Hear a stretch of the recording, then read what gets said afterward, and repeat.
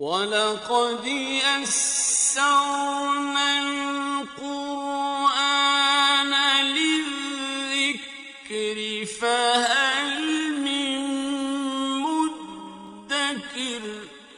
اور ہم نے قرآن کو سمجھنے کے لیے آسان کر دیا، تو کوئی ہے جو سوچے سمجھے۔ صوت القرآن، قرآن کی آواز۔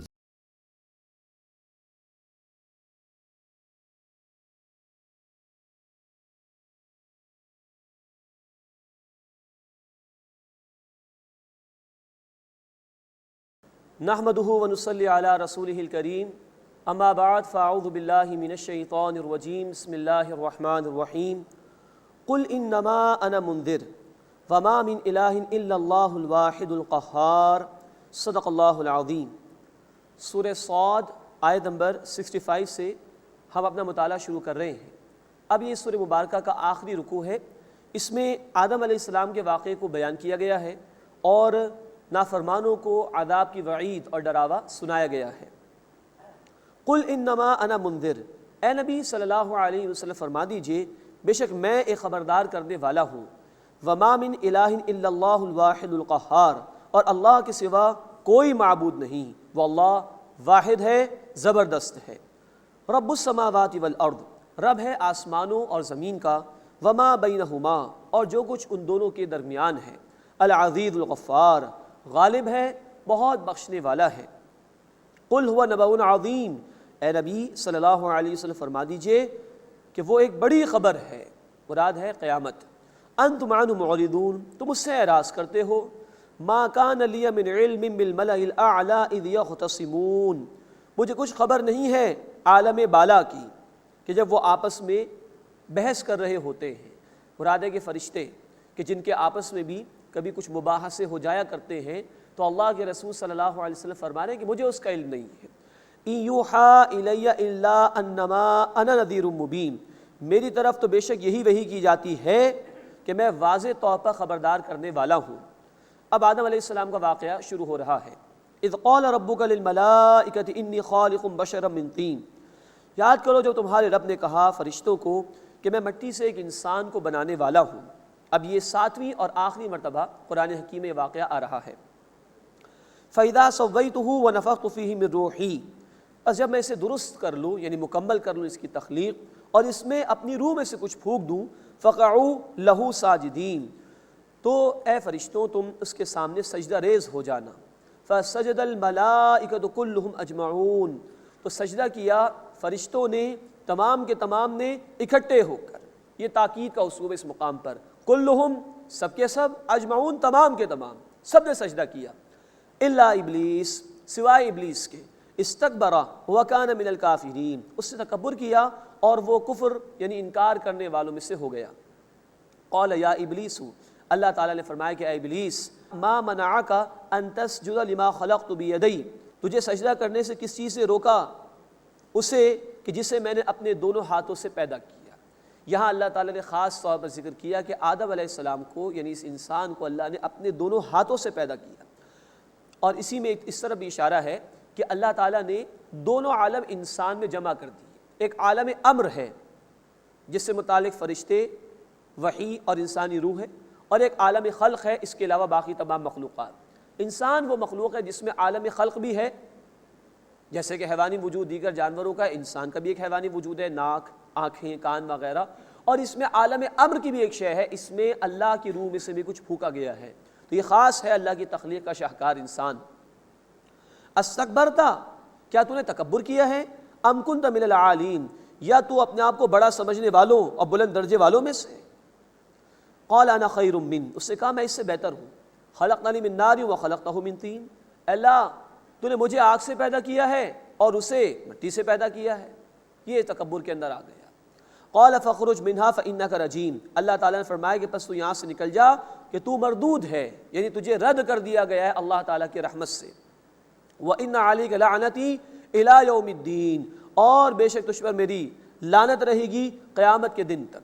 قال رب فانظرنی الی یوم یبعثون، اس نے کہا کہ اے میرے رب مجھے اس دن تک مہلت دے دے جس دن دوبارہ لوگ زندہ کیے جائیں گے۔ قال فإنک من المنذرین، اللہ تعالیٰ نے فرمایا کہ بے شک تو مہلت دیے گئے لوگوں میں سے ہے، الی یوم الوقت المعلوم، ایک وقت معین کے دن تک کے لیے تجھے مہلت دے دی گئی۔ قال فبعزتک لاغوینہم اجمعین، اس سے کہا کہ تیری عزت کی قسم میں ان سب کو ضرور گمراہ کروں گا، یہ اس نے اپنی دشمنی کا اعلان کیا۔ الا عبادک منہم المخلصین، سوائے ان میں سے تیرے مخلص بندوں کے جنہیں تو چن لے گا۔ قال فالحق والحق اقول، اللہ تعالیٰ نے فرمایا یہ حق ہے اور میں حق ہی کہتا ہوں۔ لَأَمْلَأَنَّ جَهَنَّمَ مِنْكَ وَمِمَّنْ تَبِعَكَ مِنْهُمْ أَجْمَعِينَ، میں ضرور جہنم بھر دوں گا تجھ سے اور ان سے جو تیری پیروی کریں گے۔ قُلْ مَا أَسْأَلُكُمْ عَلَيْهِ مِنْ أَجْرٍ، اے نبی صلی اللہ علیہ وسلم فرما دیجئے میں تم سے اس پر یعنی اس قرآن کی تبلیغ پر، اس دعوت دین پر کوئی اجر نہیں مانگتا۔ وَمَا أَنَا مِنَ الْمُتَكَلِّفِينَ، اور میں تکلف کرنے والوں میں سے نہیں ہوں۔ اللہ کے رسول صلی اللہ علیہ وسلم کی زندگی بڑی سادہ تھی، کوئی بناوٹ کا عنصر اس میں شامل نہیں تھا، کوئی تکلف اس میں نہیں تھا۔ ان هو الا ذکر للعالمین، یہ قرآن تو تمام جہان والوں کے لیے نصیحت ہے۔ وَلَتَعْلَمُنَّ نَبَعُهُ بَعْدَ حِینٍ، اور اس کا حال ایک وقت کے بعد ضرور تم جان لو گے۔ مراد یہ کہ تم جو قرآن کو جھٹلا رہے ہو، اللہ کی دعوت کو جھٹلا رہے ہو، اس کا انجام تمہارے سامنے آیا ہی جاتا ہے۔ بسم اللہ الرحمن الرحیم، تنزیل الکتاب من اللہ العزیز الحکیم۔ اب سورہ الزمر کا آغاز ہو رہا ہے۔ سورہ زمر سے لے کے سورہ الشورى تک 4 مکی صورتیں ہیں جن میں اللہ تعالیٰ نے توحید کے عملی تقاضوں کو بیان فرمایا۔ ہم انشاءاللہ دیکھیں گے سورہ الزمر میں عبادت اور اطاعت پر زور ہے کہ صرف اللہ کی عبادت ہوگی، صرف اطاعت اللہ کی ہوگی، بقیہ اطاعت ہے اس کے تحت۔ سورہ زمر کے بعد انشاءاللہ سورۃ المؤمن ہم دیکھیں گے کہ توحید کا ایک عملی تقاضا یہ ہے کہ دعا صرف اللہ سے کی جائے، یہ تفسیر سورۃ المؤمن میں ہے۔ پھر اس کے بعد ہم دیکھیں گے سورہ حامیم السجدہ، جسے سورہ فصلت بھی کہا جاتا ہے، اس میں اللہ ہی کی دین کی دعوت کو آگے عام کرنا، اس کو بڑھانا، یعنی دعوت دین، اس کے حوالے سے تفصیل آئے گی۔ اور اس کے بعد سورۃ الشورى میں ہم دیکھیں گے کہ اللہ کی توحید کا تقاضا یہ بھی ہے کہ اس کے عطا کردہ نظام کو قائم اور غالب کرنے کی کوشش کی جائے۔ تو سورۃ الشورى میں ہم دیکھیں گے اقامت دین کا ذکر ہے، یعنی اللہ کے دین کو قائم کرنا، اس کے احکامات کے نفاذ کے لیے جد و جہد کرنا۔ تو توحید کے عملی تقاضے ہیں جو اب ان 4 صورتوں میں انشاءاللہ آئیں گے، سورہ الزمر، سورۃ المؤمن، سورہ حامیم السجدہ اور سورۃ الشورى۔ توحید محض ایک عقیدے کا نام نہیں ہے، بلکہ توحید کی بنیاد پر ایک بندے کی ذاتی زندگی میں بھی تبدیلی آتی ہے، اور اسی توحید کی بنیاد پر ایک پورا اجتماعی نظام بھی قائم ہوتا ہے۔ یہ تقاضا ہے اللہ کا بندوس کہ اللہ کو مان لینا کافی نہیں، بلکہ اللہ کی ماننا بھی ضروری ہے، اللہ کے تقاضوں پر عمل کرنا بھی ضروری ہے، انفرادی سطح پر بھی اور اجتماعی سطح پر بھی۔ اللہ تعالیٰ نے ان صورتوں میں یہ بات واضح فرمائی ہے کہ خالی کلمہ پڑھ لینا یہ کافی نہیں ہے، خالی ایک مرتبہ اسلام کو قبول کر لینا یہ کافی نہیں، بلکہ عبادت اور اطاعت اللہ کی ہونی چاہیے، دعا صرف اللہ سے ہونی چاہیے۔ اس دین کی دعوت کو آگے عام کرنا ہے اور اس دین کے تقاضوں کے مطابق نظام کو قائم کرنے کی جد و جہد کرنی ہے۔ یہ ہے اللہ کے تقاضے جو عملی اعتبار سے ہیں کہ اللہ کو بھی مانو اور اللہ کی بھی مانو، زندگی کے تمام امور میں اس کے تقاضوں پر عمل کرنے کی کوشش کرو۔ سورہ زمر میں اللہ کی اطاعت، اللہ کی عبادت پر بار بار زور دیا گیا ہے۔ پہلے رکوع میں انشاءاللہ ہم دیکھیں گے عبادت کا ذکر ہے، اللہ کی قدرتوں کا بیان ہے اور ناشکرے لوگوں کا بھی ذکر کیا گیا ہے۔ تنزیل الکتاب من اللہ العزیز الحکیم، اس کتاب یعنی قرآن کا نازل کیا جانا ہے اللہ کی طرف سے جو غالب ہے، حکمت والا ہے۔ انا انزلنا الیک الکتاب بالحق، بے شک اے نبی صلی اللہ علیہ وسلم ہم نے آپ کی طرف یہ کتاب حق کے ساتھ نازل کی ہے۔ فاعبد اللہ، بس اللہ کی عبادت کیجئے، مخلصا لہ الدین، اپنی بندگی کو اسی کے لیے خالص کرتے ہوئے۔ اب یہ ہے مطالبہ جو اس مقام پر آ رہا ہے، عبادت صرف اللہ کی اور اپنی بندگی کو اللہ کے لیے مخصوص کرتے ہوئے۔ دین کے لغوی معنی بدلے کے ہیں۔ سورۃ الفاتحہ آیت نمبر 3، مالک یوم الدین، اللہ بدلے کے دن کا مالک ہے۔ دین کے معنی قانون کے بھی ہیں۔ مثال کے طور پر سورہ یوسف آیت نمبر 76 میں اس کا ذکر آیا ہے، ما کان لیأخذ اخاہ فی دین الملک، یوسف علیہ السلام کے لیے روا نہیں تھا کہ بادشاہ کے قانون کے تحت اپنے بھائی کو روکتے، یعنی بنیامین کو۔ دین کے ایک اور معنی ہے اور وہ ہے نظام کی۔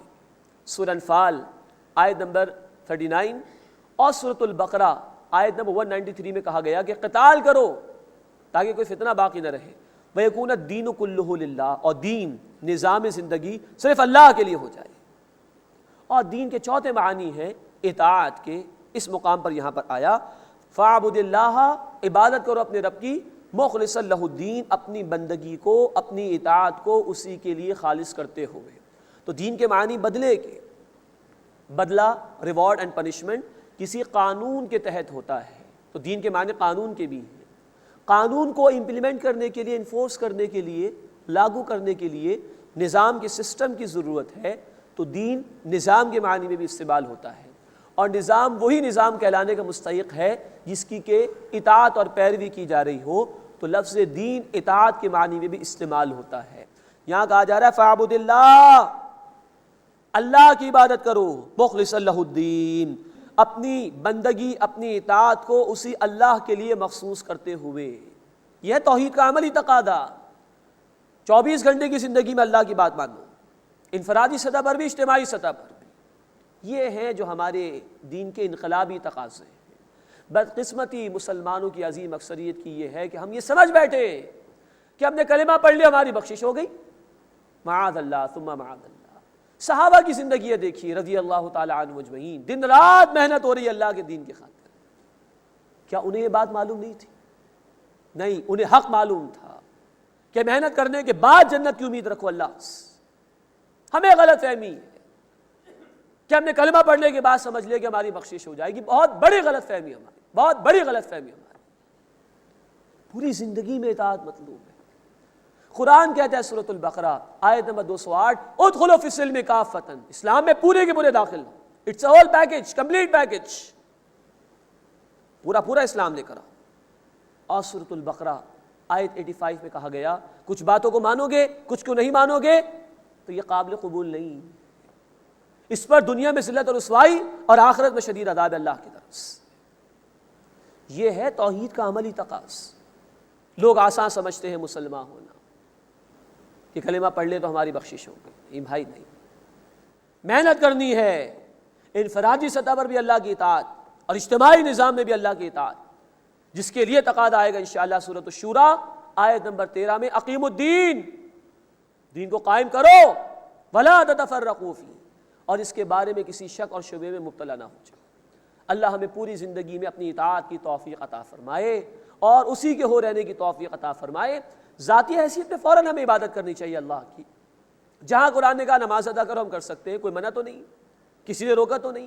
زکوٰۃ ادا کرو، حج ادا کرو، روزہ رکھو، ماں باپ کی خدمت کرو، جھوٹ نہ بولو، سچ بولو، شراب کو ہاتھ لگاؤ، ان احکامات پر تو فوراً عمل ہو سکتا ہے۔ ہاں کچھ تقاضے اجتماعی سطح پر، سود کا نظام ختم کرو ورنہ اللہ اور رسول کے خلاف اعلان جنگ ہے تمہاری طرف سے گویا۔ سود کا نظام ختم کرو ورنہ تیار ہو جاؤ اللہ اور اس کے رسول سے جنگ کے لیے، سورہ البقرہ آیت 279 میں الفاظ آئے۔ تو اجتماعی نظام میں ہمیں ایک جد و جہد کرنی ہوگی تاکہ نظام اللہ کے احکامات کے مطابق قائم ہو، تبھی ہماری اطاعت خالص اللہ کے لیے ہو سکے گی۔ اللہ ہمیں اس کی توفیق عطا فرمائے۔ الا للہ الدین الخالص، آگاہ ہو جاؤ، اطاعت خالص اللہ کے لیے ہے، باقی اطاعت اس کے تحت۔ ابو داؤد شریف کی روایت، لا طاعت لمخلوق فی معصیۃ الخالق، مخلوق کی کوئی ایسی اطاعت جائز نہیں جس میں خالق کی نافرمانی ہوتی ہو۔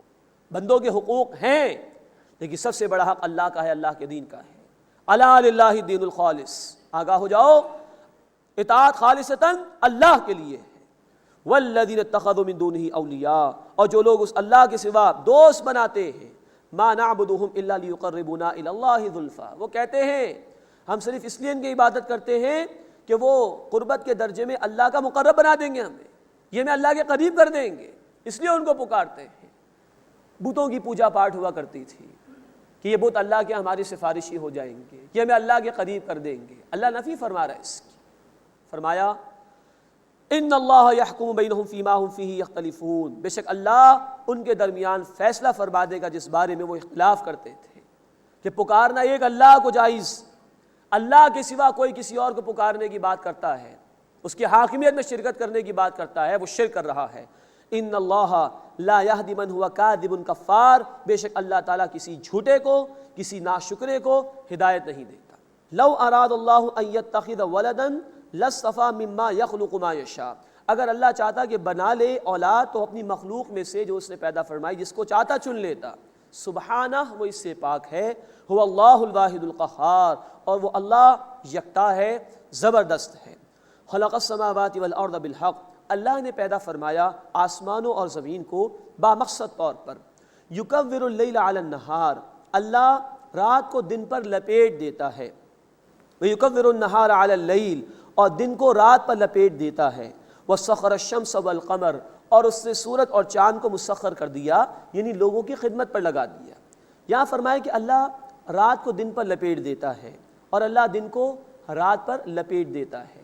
لپیٹنے میں کچھ وقت لگتا ہے، کسی بھی شے کو بدلنا فوراً ہو جاتا ہے، ایک دم سے کوئی معاملہ ہو جائے، یعنی یہ اس بات کی طرف اشارہ ہے کہ اللہ نے نظام رات دن کا ایسا رکھا کہ تبدیلی فوراً نہیں آتی، ورنہ زندگی برقرار نہیں رہ سکتی تھی۔ آہستہ آہستہ رات جاتی ہے اور صبح کی سفیدی نمودار ہوتی ہے، پھر شام کی روشنی ختم ہوتی ہے تو آہستہ آہستہ رات آتی ہے۔ اس میں ایک بہت بڑے سائنٹیفک فیکٹ کی طرف بھی اشارہ ہے کہ زمین جو ہے بالکل فلیٹ نہیں ہے، بلکہ اللہ تعالیٰ نے اس کو اس طرح رکھا ہے شیپ کے اندر کہ یہ تبدیلی آہستگی کے ساتھ ہو تاکہ زمین کے اوپر نظام زندگی برقرار رہ سکے۔ ریسنٹ پاس میں سائنس یہ ہمیں بتا سکی ہے کہ زمین فلیٹ نہیں ہے، بلکہ اللہ نے اس کا نظام ایسا رکھا کہ آہستگی کے ساتھ یہ نظام تبدیل ہو دن اور رات کا، تاکہ زندگی زمین پر برقرار رہے۔ کل یجری لاجل مسمى، ہر ایک مدت مقررہ تک چلتا رہتا ہے۔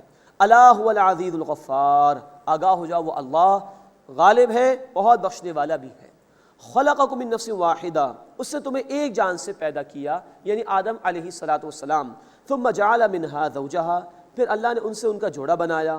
وانزل لکم من الانعام ثمانیۃ ازواج، اور تمہارے لیے چوپایوں میں سے اللہ نے 8 جوڑے پیدا کر دیے، نر اور مادہ کے اعتبار سے۔ جو 4 وہاں جانور معروف تھے، گائے، بھیڑ، بکری اور اونٹ، اس کی طرف اشارہ ہے۔ یخلقکم فی بطون امہاتکم خلقا من بعد خلق فی ظلمات 3، وہ تمہیں پیدا فرماتا ہے تمہاری ماؤں کے بطن میں 3 تاریکیوں کے اندر، ایک کیفیت کے بعد دوسری کیفیت میں۔ بہت باریک بات اللہ نے بیان فرمائی۔ ہمیں تو بڑے بڑے کام کرنے کے لیے بھی روشنی درکار ہوتی ہے، یہ اتنا باریک عمل ہے، ایک معمولی قطرے سے ایک بچے کی پیدائش کا عمل جو ایک خاتون کے رحم میں ہوتا ہے، تو اس میں جو اس ماں کا بطن ہے اس کی بھی تاریکی، پھر اس کے بعد جو رحم یوٹرس اس کی بھی تاریکی، پھر اس کے اندر بچہ ایک جھلی کے اندر ہوتا ہے اس کی بھی تاریکی۔ ان تاریکیوں میں ایک کے بعد ایک کیفیت میں اللہ بچے کی تخلیق فرماتا ہے، یہ ہے اللہ کی شان۔ ذالکم اللہ ربکم، یہ اللہ تمہارا رب، لہ الملک، اسی کے لیے بادشاہت ہے، لا الہ الا ہو، اس کے سوا کوئی عبادت کے لائق نہیں۔ فانا تصرفون، پھر تم کہاں سے پھرائے جاتے ہو، کیوں اس کے ساتھ شریک کرتے ہو دوسروں کو۔ ان تکفروا فإن اللہ غنی عنکم، اگر تم ناشکری کرو گے تو بے شک اللہ تم سے بے نیاز۔ ولا یرضی لعبادہ الکفر، اور وہ اپنے بندوں کے لیے ناشکری پسند نہیں فرماتا۔ وإن تشکروا، اور اگر تم شکر کرو گے، یرضہ لکم، تو وہ تمہارے لیے اسے پسند فرماتا ہے۔ ولا تزر وازرۃ وزر اخری، اور کوئی بوجھ اٹھانے والا کسی دوسرے کا بوجھ نہیں اٹھائے گا، ہر ایک کو اپنا جواب خود دینا ہوگا۔ ثم الی ربکم ارجعکم، پھر تمہیں اپنے رب کی طرف لوٹنا ہے۔ فینبئکم بما کنتم تعملون، پھر وہ تمہیں بتا دے گا جو کچھ تم کیا کرتے تھے۔ انہ علیم بذات الصدور، بے شک وہ اللہ سینوں کے رازوں سے بھی واقف ہے۔ اس کے بعد ناشکر انسان کا ذکر ہے۔ وَإِذَا مَسَّ الْإِنسَانَ ضُرٌّ دَعَا رَبَّهُ مُنِيبًا إِلَيْهِ، اور جب انسان کو کوئی تکلیف پہنچتی ہے تو وہ اپنے رب کی طرف رجوع کر کے اسے پکارتا ہے۔ ثم اذا خوله نعمة منه نسي ما كان يدعو اليه من قبل، پھر جب وہ اللہ اسے اپنی طرف سے نعمت عطا فرما دیتا ہے تو وہ بھول جاتا ہے جس کے لیے اس سے پہلے اس نے اللہ کو پکارا تھا۔ یہ ہے ناشکری بندے کی۔ وجعل للہ اندادا، اس نے اللہ کے لیے شریک بنا لیے، لیضل عن سبیلہ، تاکہ اللہ کے راستے سے گمراہ کرے۔ اب یہ ہے ناشکر انسان کا ذکر. ذرا مشکل آ گئی اللہ کو پکارنا شروع کر دیا, اور ذرا اللہ نے نعمت عطا فرمائی تو ناشکری, اللہ کو بھلا دیا. اور لوگوں سے بھی کہا جی فلاں نے میری مدد کر دی, فلاں نے میری مدد کر دی, اللہ کو بھول گیا. یوں وہ دوسروں کو بھی اللہ کے راستے سے روکنے کا باعث اور ذریعہ بن جاتا ہے. قل تمتع بکفرک قلیلا, اے نبی صلی اللہ علیہ وسلم فرما دیجئے فائدہ اٹھا لے اپنے کفر سے تھوڑا سا. انک من اصحاب النار, بے شک تو آگ والوں میں سے ہے. اب اللہ تعالیٰ ایک موازنہ بیان کر رہے ہیں شکر گزار آدمی کا اور ناشکر انسان کا. امن ہوا قانت آناء اللیل ساجدا وقائما, کیا وہ جو رات کی گھڑیوں میں عبادت کرنے والا ہے سجدہ ریز ہو کر اور کھڑے ہو کر, یحذر الآخرہ, وہ آخرت سے ڈرتا ہے, ویرجو رحمت ربی, اور اپنے رب کی رحمت سے امید رکھتا ہے, کیا یہ اس ناشکرے کے برابر ہو سکتا ہے جس کا ذکر پہلے آیا؟ قل هل يستوي الذين يعلمون والذين لا يعلمون, اے نبی صلی اللہ علیہ وسلم فرما دیجئے کیا برابر ہیں وہ جو علم رکھتے ہیں اور وہ جو علم نہیں رکھتے؟ ایک آدمی اللہ کو پہچانتا ہے, اس کی نعمتوں کا اعتراف کرتا ہے, اس کا شکر ادا کرتا ہے, اس کی خشیت کا ادراک رکھتا ہے, اس کے عذاب سے ڈرنے کی کوشش کرتا ہے, بچنے کی کوشش کرتا ہے. اور دوسرا وہ ہے جو اللہ کا ناشکرہ بندہ ہے, اللہ کی نعمتوں کا اعتراف نہیں کرتا, اللہ کا احسان نہیں مانتا, اللہ کے احکامات پر عمل نہیں کرتا. کیا برابر ہو سکتے؟ یہ سوالیہ انداز میں غور و فکر کی دعوت دی جا رہی ہے. قل هل يستوي الذين يعلمون والذين لا يعلمون, ان الفاظ سے یہ بھی معلوم ہوتا ہے کہ علم والے اور وہ لوگ جو علم نہیں رکھتے وہ برابر نہیں ہو سکتے. ہمارے دین میں بھی علم کی بڑی فضیلت ہے. آدم علیہ السلام کو بھی فضیلت دی گئی علم کی بنیاد پر. پہلی وحی میں بھی 2 مرتبہ پڑھنے کا ذکر ہے, اقرأ بسم ربک الذی خلق سورۃ العلق کے آغاز میں, اور 1 مرتبہ قلم کا ذکر ہے. تو ہمارے دین میں علم کی بڑی اہمیت ہے.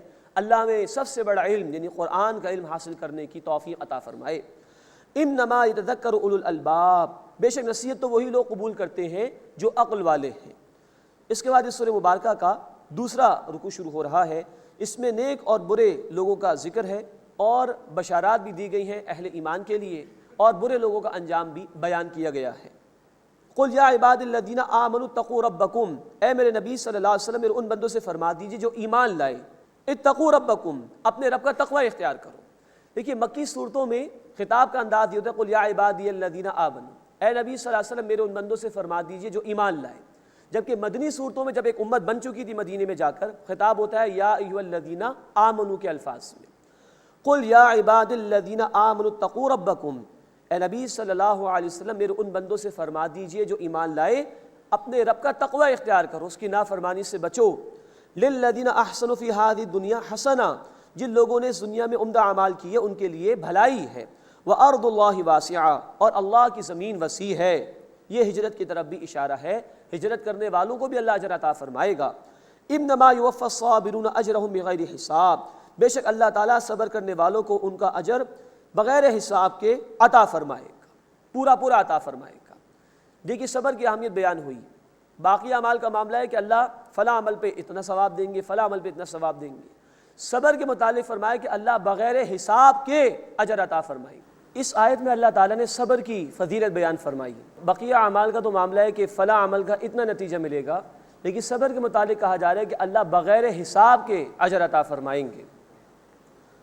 قل انی امرت ان اعبد اللہ مخلصا لہ الدین, اے نبی صلی اللہ علیہ وسلم فرما دیجئے بے شک مجھے حکم دیا گیا ہے کہ میں اللہ کی عبادت کروں اپنی اطاعت کو اسی کے لیے مخصوص کرتے ہوئے. پھر وہی موضوع آگے جو سورت کے آغاز میں ہم نے پڑھا تھا, اطاعت صرف اللہ کی ہوگی, بندگی صرف اللہ کی ہوگی, بات صرف اسی کی مانی جائے گی, بقیہ لوگوں کی بات اللہ کی بات کے تابع رہے گی.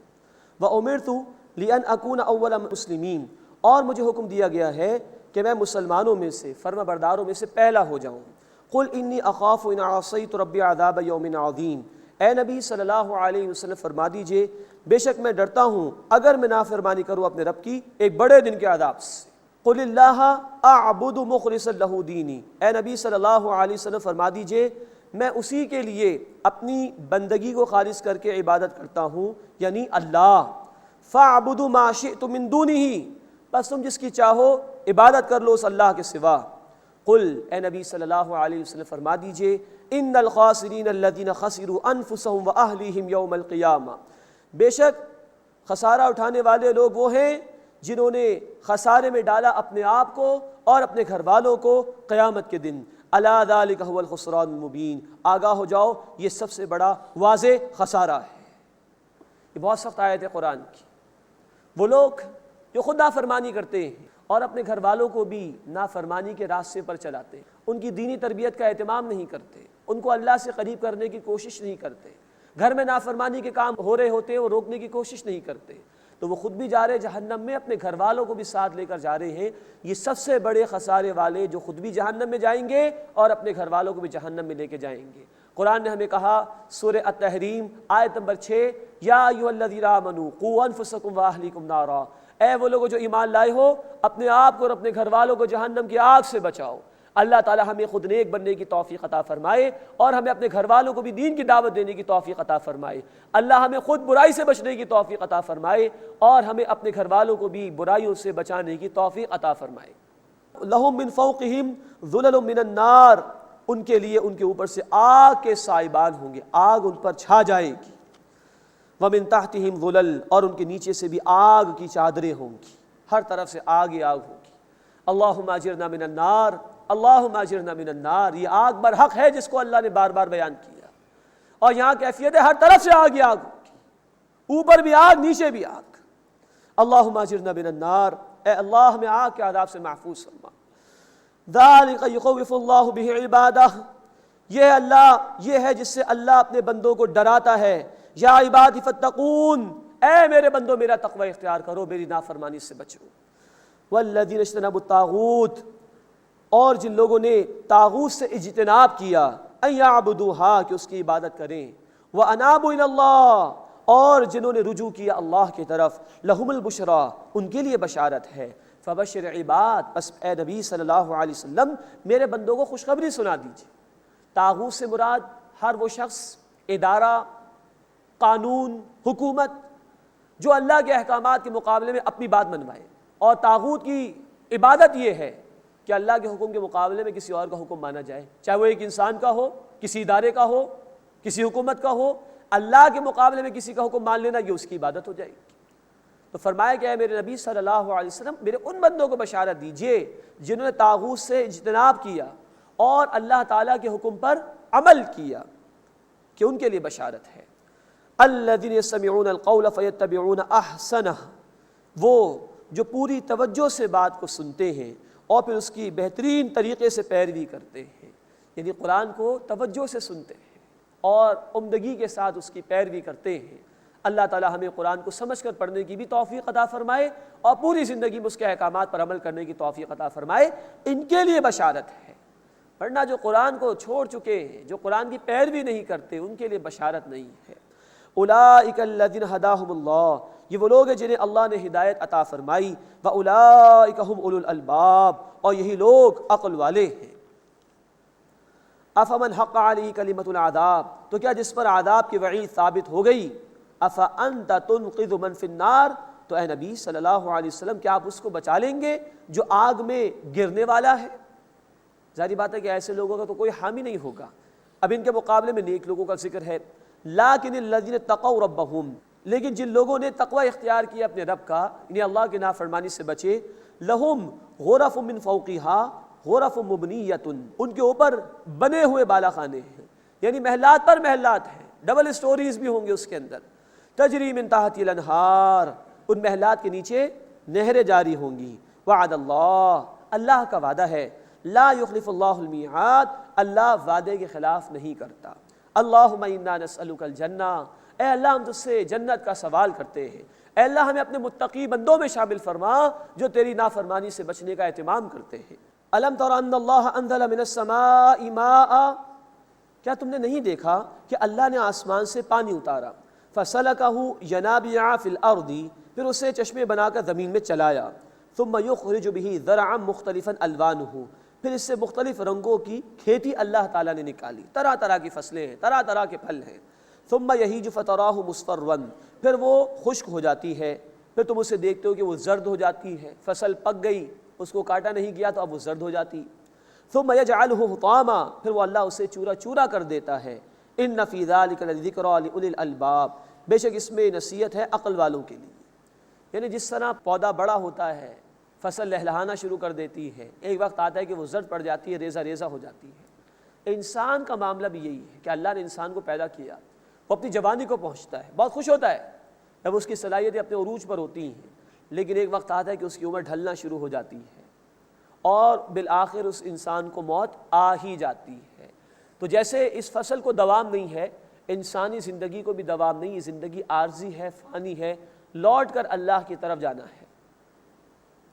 ان فی ذلک لذکری لأولی الالباب، بے شک اس میں نصیحت ہے عقل والوں کے لیے۔ اس کے بعد اس سورہ مبارکہ کا تیسرا رکوع شروع ہو رہا ہے۔ اس میں قرآن کی عظمت کا بیان ہے، عذاب کی وعید بھی سنائی گئی ہے اور توحید کے دلائل بھی بیان کیے گئے ہیں۔ افمن شرح اللہ صدرہ للاسلام، پس کیا جس کا سینہ اللہ نے اسلام کے لیے کھول دیا، وہ مطمئن اللہ کے دین پر، اور مشکلات آتی ہیں تو صبر کرتا ہے، نعمت ملتی ہے تو شکر ادا کرتا ہے، پوری طرح وہ اللہ کے دین پر مطمئن ہے، تو گویا اللہ نے اس کا سینہ اسلام کے لیے کھول دیا۔ فہو علی نور من ربہ، تو وہ اپنے رب کی طرف سے نور پر ہے، روشنی اس کے پاس موجود ہے ہدایت کی، اور وہ صحیح راستے پر چل رہا ہے۔ تو ایک تو یہ شخص ہے، دوسرا وہ ہو سکتا ہے جس کا سینہ تنگ ہو، جس کے اندر تعصب ہو، تکبر ہو، جس کے پاس روشنی کے بجائے اندھیرے ہو۔ ظاہری بات ہے یہ دونوں برابر نہیں ہو سکتے۔ فویل للقاسیۃ قلوبہم من ذکر اللہ، بس بربادی ان لوگوں کے لیے جن کے دل اللہ کی یاد سے سخت ہو چکے ہیں، دل پتھر کی طرح ہو چکے ہیں۔ جیسے سورۃ البقرہ آیت نمبر 74 میں الفاظ آئے تھے، فہی کالحجارہ، وہ دل پتھر کی طرح ہو گئے ہیں، تو اب اللہ کی یاد اس میں نہیں ہے۔ اولئک فی ضلال مبین، یہ لوگ کھلی گمراہی میں ہیں۔ اب قرآن کی عظمت کا بیان آ رہا ہے۔ اللہ نزل احسن الحدیث کتابا متشابہا مثانی، اللہ نے بہترین کلام نازل فرمایا، ایک کتاب جس کی آیات ملتی جلتی ہیں، بار بار دہرائی گئی ہیں۔ یعنی قرآن حکیم میں مضامین کو اللہ تعالیٰ نے بار بار بیان کیا ہے۔ یہ تاریخ کی کتاب تو نہیں کہ ایک بات ایک دفعہ بیان ہو تو دوبارہ بیان نہیں ہوگی، یہ قصہ گوئی کی بات بھی نہیں ہے کہ ایک قصے کا ایک حصہ بیان ہو تو اس کے بعد دوبارہ بیان نہیں ہوگا۔ یہ ہدایت کی کتاب ہے، اور انسانوں میں بھول جانے کا مادہ بہت زیادہ ہے، تو اللہ نے بار بار مضامین کو بیان فرمایا ہے تاکہ لوگ پورے طور پر ہدایت اس سے حاصل کر لیں۔ تو فرمایا کہ یہ کتاب ہے کہ جس میں آیات ملتی جلتی ہیں اور مضامین بار بار دہرائے گئے ہیں۔ اب اہل ایمان کی شان کا بیان ہے اس قرآن کے حوالے سے۔ تقشعر منہ جلود الذین یخشون ربہم، اس سے رونگٹے کھڑے ہو جاتے ہیں ان لوگوں کی کھالوں پر جو اپنے رب سے ڈرتے ہیں۔ جیسے کہ سورۃ الانفال آیت نمبر 2 میں ہم نے پڑھا، اذا ذکر اللہ وجلت قلوبہم، جب اللہ کے بندوں کے سامنے اللہ کا ذکر ہوتا ہے تو ان کے دل کانپ اٹھتے ہیں اللہ کی خشیت سے۔ یہ اس کا ایک پہلو ہے۔ پھر فرمایا ثم تلین جلودہم وقلوبہم الی ذکر اللہ، پھر ان کی کھالیں اور ان کے دل نرم ہو جاتے ہیں اللہ کے ذکر کے لیے۔ پہلی کیفیت ہے رونگٹے کھڑے ہو جاتے ہیں، خشیت پیدا ہو جاتی، اور پھر ان کے دلوں اور کھالوں کو اطمینان مل جاتا ہے۔ جیسے سورۃ الرعد آیت نمبر 28 میں الفاظ ہیں، الا بذکر اللہ تطمئن القلوب، آگاہ ہو جاؤ، دلوں کو اطمینان، سکون اللہ کے ذکر سے ملتا ہے۔ ذالک ھدی اللہ یہدی بہ من یشاء، یہ اللہ کی ہدایت، اس سے اللہ جسے چاہتا ہے ہدایت عطا فرماتا ہے۔ ومن یضلل اللہ فما لہ من ہاد، اور جسے اللہ گمراہ فرما دے اس کے لیے کوئی ہدایت دینے والا نہیں ہے۔ اب پھر ایک سوچنے کے لیے سوال لوگوں کے سامنے رکھا جا رہا ہے، افمن یتقی بوجہہ سوء العذاب یوم القیامہ، پس کیا جو شخص قیامت کے دن اپنے چہرے کو برے عذاب سے بچانے کی کوشش کرے گا، سوچو کیا وہ اس کے برابر ہو سکتا ہے جو جنت کے اندر ہو؟ ایک وہ ہے کہ جس کو آگ میں ڈال دیا گیا، اور یہ چہرہ سب سے زیادہ شرف اسی عضو میں ہے انسان کے وجود میں، اسی کو سنوارنے کا سب سے زیادہ اہتمام ہوتا ہے، تو کیا وہ جو اپنے چہرے کو آگ سے بچانے کی کوشش کر رہا ہو وہ زیادہ بہتر ہوگا؟ خود سوچو، یا وہ جس کو اللہ تعالیٰ نے جنت کی نعمتوں میں رکھا ہو۔ وَقِيلَ لِلَّذِينَ ذُوقُوا مَا كُنتُمْ تَكْسِبُونَ، اور ظالموں کو کہا جائے گا تم اس کا مزہ چکھو جو کچھ تم کیا کرتے تھے۔ كَذَّبَ الَّذِينَ مِن قَبْلِهِمْ، ان سے پہلے بھی لوگوں نے جھٹلایا، فَأَتَاهُمُ الْعَذَابُ مِنْ حَيْثُ لَا يَشْعُرُونَ، تو ان پر عذاب آیا وہاں سے جہاں سے انہیں شعور بھی نہیں تھا، خیال بھی نہیں تھا۔ فَأَذَاقَهُمُ اللَّهُ الْخِزْيَ فِي الْحَيَاةِ الدُّنْيَا، بس اللہ نے انہیں دنیا کی زندگی میں رسوائی کا مزہ چکھایا۔ وَلَعَذَابُ الْآخِرَةِ أَكْبَرُ، اور آخرت کا عذاب سب سے بڑا ہے۔ لَوْ كَانُوا يَعْلَمُونَ، کاش وہ جانتے۔ وَلَقَدْ ضَرَبْنَا لِلنَّاسِ فِي هَذَا الْقُرْآنِ مِنْ كُلِّ مَثَلٍ، اور یقیناً ہم نے اس قرآن میں لوگوں کے لیے ہر قسم کی مثالیں بیان کی، لَعَلَّهُمْ يَتَذَكَّرُونَ، تاکہ وہ نصیحت حاصل کریں۔ بار بار مضامین بیان کیے گئے تاکہ ان کے لیے سمجھنا آسان ہو جائے۔ قرآن عربیہ، عربی قرآن، غیر ذی عوج، کسی کجی کے بغیر، کسی ٹیڑھ کے بغیر، آسان ہے، مشکلات نہیں ہے اس کے اندر۔ لعلہم یتقون، تاکہ وہ تقوی اختیار کریں، اللہ کی نافرمانی سے بچیں۔ ضرب اللہ مثلا، اللہ تعالیٰ نے ایک مثال بیان فرمائی، رجلا فیہ شرکاء متشاکسون، ایک آدمی ہے غلام، اس میں کئی آقا شریک ہیں، ورجلا سلما لرجل، اور ایک آدمی ہے وہ ایک ہی شخص کا غلام ہے۔ هل یستویان مثلا، کیا دونوں کی مثال برابر ہے؟ یعنی ایک وہ شخص ہے جس کے کئی آقا ہیں، کبھی اس کو راضی کرے کبھی اس کو راضی کرے، اور ایک ہے جس کا مالک ایک ہی ہے۔ خود سوچو کس کی زندگی آسان؟ یہ شرک کی نفی کے لیے تم نے اتنے سارے معبود اختیار کر رکھے، اللہ کے در کو چھوڑ کر نہ جانے کہاں کہاں جا رہے ہو، کس کس کو پکار رہے ہو، تمہیں ان سب کو راضی کرنا پڑ رہا ہے، ان سب کا خوف تمہیں ہے۔ کیا یہ برحلہ زندگی کا آسان ہے؟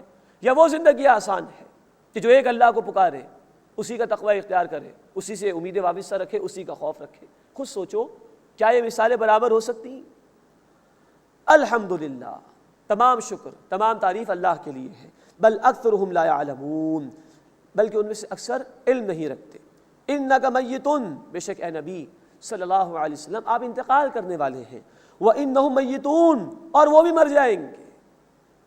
اب پھر ظاہری بات ہے کہ جب اے نبی آپ بھی تشریف لے جائیں گے، یہ بھی چلے جائیں گے، دنیا تو عارضی، اصل ٹھکانہ آخرت میں ہے۔ فرمایا ثم انکم یوم القیامۃ عند ربکم تختصمون، بے شک تم قیامت کے دن اپنے رب کے پاس جھگڑو گے۔ جب اعمال پیش ہوں گے تو کوئی جھوٹی قسمیں کھا کے چھپانے کی کوشش کرے گا کہ میں نے شرک نہیں کیا، کوئی کچھ اور باتیں بنائے گا، لیکن یہ پیشی ہوگی اللہ کے ہاں۔ دنیا عارضی ہے، یہ دارالعمل ہے، امتحان کے لیے یہاں بھیجا گیا، عمل کے لیے بھیجا گیا، لوٹ کر اللہ کی طرف جانا ہے۔ سوچو اس دن تمہارا کیا حال ہوگا۔ اس کے بعد اس سورہ مبارکہ کا 14 رکوع آ رہا ہے، اس میں توحید کا بیان ہے، اللہ کی قدرتوں کا ذکر ہے، منکرین کا بھی ذکر ہے، اور چیلنج کا انداز بھی اللہ تعالیٰ نے اس مقام پر اختیار کیا ہے مخالفین کے مقابلے میں۔ فمن اظلم ممن کذب علی اللہ، بس اس سے بڑا ظالم کون ہوگا جس سے اللہ پر جھوٹ باندھا، وکذب بالصدق اذ جاء، اور سچائی کو جھٹلایا جبکہ اس کے پاس آ گئی۔ یہ اللہ کے انکار کرنے والوں کا ذکر ہے۔ الیس فی جہنم مثوی للکافرین، کیا کافروں کے لیے جہنم میں ٹھکانہ نہیں ہے؟ والذی جاء بالصدق وصدق به اولئک هم المتقون، اور جو سچائی کے ساتھ آیا اور جس نے اس کو سچ مانا، اس کی تصدیق کی، یہی لوگ متقی ہیں۔ لہم ما یشاءون عند ربہم، ان کے لیے ان کے رب کے ہاں وہ ہوگا جو وہ چاہیں گے۔ ذالک جزاء المحسنین، یہ بدلہ ہے عمدگی کے ساتھ عمل کرنے والوں کا۔ اللہ ہمیں ان بندوں میں شامل فرمائے جو پوری زندگی اللہ کی اطاعت کرنے والے اور عمدہ عمل کرنے والے ہیں۔ لیکفر اللہ عنہم اسوأ الذی عملوا، تاکہ اللہ ان سے ان کے اعمال کی برائی دور فرما دے، ویجزیہم اجرہم باحسن الذی کانوا یعملون، اور اللہ انہیں ان کے اعمال کا بہترین بدلہ عطا فرمائے۔ الیس اللہ بکاف عبدہ، کیا اللہ اپنے بندے کے لیے کافی نہیں ہے؟ اب یہ ہر انسان سے اللہ کا خطاب ہے۔ کیا تمہیں اللہ کی قدرت میں کوئی کمی محسوس ہو رہی؟ کیا اس کے خزانوں میں کوئی کمی ہے؟ تو کیوں اس سے توقعات وابستہ نہیں کرتے؟ کیوں اس کو چھوڑ کر تم نے جھوٹے معبود اختیار کر لیے، یا اپنے جیسے کسی انسان پر تم نے تکیہ کر لیا ہے کہ یہ میری بگڑی بنا دے گا یا یہ مجھے نقصان پہنچا دے گا؟ تم لوگوں سے ڈر رہے ہو، کیا اللہ تمہارے لیے کافی نہیں؟ بہت عظیم آیت ہے قرآن کی، سرچنگ کوشچن ہے اللہ کی طرف سے۔ کیا اس کی قدرت میں تمہیں کوئی کمی محسوس ہوتی؟ کیوں نہیں اس کو مانتے ہو؟ کیوں اس پر توکل نہیں کرتے؟ کیوں اسے آس نہیں لگاتے؟ کیوں اس کے سامنے نہیں جھکتے؟ کیوں نہیں اس کو پکارتے؟ الیس اللہ بکاف عبدہ، کیا اللہ اپنے بندے کے لیے کافی نہیں؟ ویخوفونک بالذین من دونہ، اور اے نبی صلی اللہ علیہ وسلم وہ آپ کو ڈراتے ان سے جو اللہ کے سوا جھوٹے معبود ہیں۔ ومن یضلل اللہ فما لہ من ہاد، اور جس کو اللہ گمراہ فرما دے اس کو کوئی ہدایت دینے والا نہیں ہے۔ ومن یہد اللہ فما لہ من مضل، اور جسے اللہ ہدایت عطا فرمائے اسے کوئی گمراہ کرنے والا نہیں۔ الیس اللہ بعزیز ذی انتقام، کیا اللہ غالب بدلہ لینے والا نہیں ہے؟ اللہ کا تو اختیار ہے اللہ کو چھوڑ کر جن سے تو توقعات وابستہ کر رہے ہو ان کا کوئی اختیار نہیں۔ وَلَئِن سَأَلْتَهُم مَّنْ خَلَقَ السَّمَاوَاتِ وَالْأَرْضَ لَيَقُولُنَّ اللَّهُ، اے نبی صلی اللہ علیہ وسلم اگر آپ ان سے سوال کریں کہ آسمان اور زمین کو کس نے پیدا کیا، وہ ضرور کہیں گے اللہ نے۔ قل، اے نبی صلی اللہ علیہ وسلم پوچھئے، افرأیتم ما تدعون من دون اللہ، کہ کیا تم نے دیکھا جن کو تم پکارتے ہو اللہ کے سوا، ان ارادنی اللہ بضر هل ہن کاشفات ضرہ، کہ اگر اللہ میرے لیے کوئی نقصان پہنچانا چاہے تو کیا وہ سب کے سب اس نقصان کو دور کر سکتے ہیں؟ او ارادنی برحمت، یا اللہ میرے لیے کوئی رحمت کا معاملہ فرمانا چاہے، هل ہن ممسکات رحمتی، تو کیا وہ سب اس کی رحمت کو روک سکتے ہیں؟ یہ پھر سرچنگ کوئسچن کا انداز دیکھو، ہے کوئی تمہارے جھوٹے معبودوں میں سے اللہ کے سوا کوئی ہے جو انسانوں کے لیے نفع نقصان کا اختیار رکھتا ہو؟ سوچو اس کو ذرا۔ قل حسبی اللہ، اے نبی صلی اللہ علیہ وسلم فرما دیجئے اللہ میرے لیے کافی ہے۔ علیہ یتوکل المتوکلون، اسی پر توکل کرنے والوں کو توکل کرنا چاہیے۔ اب بڑا چیلنج کا انداز ہے، زوردار انداز ہے جو اللہ نے اختیار کیا مخالفین کے حوالے سے۔ قل یا قوم اعملوا علی مکانتکم، اے نبی صلی اللہ علیہ وسلم فرما دیجئے اے میری قوم تم اپنی جگہ کام کیے جاؤ، انی عامل، میں بھی کام کرتا ہوں، جو مخالفت کرنی ہے کر لو، میں اللہ کے دین پر استقامت کے ساتھ ڈٹا ہوا ہوں، میں اس کے دین کی دعوت کو پیش کروں گا، میں اس کی توحید پر کاربند رہوں گا، میں تمہارے جھوٹے معبودوں سے نہیں ڈرتا، جو کرنا تم کر لو، میں بھی اس حق پر ڈٹا ہوا ہوں۔ فسوف تعلمون، بس ان قریب تم جان لو گے، من یأتیہ عذاب یخزیہ، کون ہے جس پر آتا ہے عذاب کہ اسے رسوا کر دے، وَيَحِلُّ عَلَيْهِ عَذَابٌ مُقِيمٌ، اور کون ہے جس پر دائمی عذاب اترتا ہے، ان قریب فیصلہ ہو جائے گا۔ اِنَّا أَنزَلْنَا عَلَيْكَ الْكِتَابَ لِلنَّاسِ بِالْحَقِّ، بے شک اے نبی صلی اللہ علیہ وسلم ہم نے آپ پر کتاب نازل کی لوگوں کے لیے حق کے ساتھ۔ فَمَنِ اهْتَدَىٰ فَلِنَفْسِهِ، پس جس نے ہدایت پائی تو اپنی ذات کے لیے، وَمَنْ ضَلَّ، اور جو گمراہ ہوا، فَإِنَّمَا يَضِلُّ عَلَيْهَا، تو وہ گمراہ ہوا اپنے ہی لیے، اس کا وبال اسی پر ہوگا۔ وما انت علیہم بوکیل، اور آپ صلی اللہ علیہ وسلم اس پر وکیل نگہبان نہیں ہے۔ یعنی ہدایت واضح ہے، جو قبول کرے گا اپنے بھلے کے لیے قبول کرے گا، اسی کو اس کا فائدہ پہنچے گا، اور جو انکار کرے گا، جو گمراہی کا خود فیصلہ کرے گا، اس کا وبال بھی اسی پر جائے گا۔ اور اے نبی صلی اللہ علیہ وسلم آپ کا کام حق کو پہنچا دینا ہے، کوئی قبول کرے نہ کرے وہ اس کی ذمہ داری ہے، ان کی گمراہی کے حوالے سے آپ سے کوئی سوال نہیں ہوگا۔ وما انت علیہم بوکیل، آپ صلی اللہ علیہ وسلم ان پر وکیل یا نگہبان نہیں ہے۔ اللہ تعالی ہمیں ہدایت اختیار کرنے کی توفیق عطا فرمائے اور ہر قسم کی گمراہی سے بچنے کی توفیق عطا فرمائے۔ وآخر دعوانا ان الحمد للہ رب العالمین۔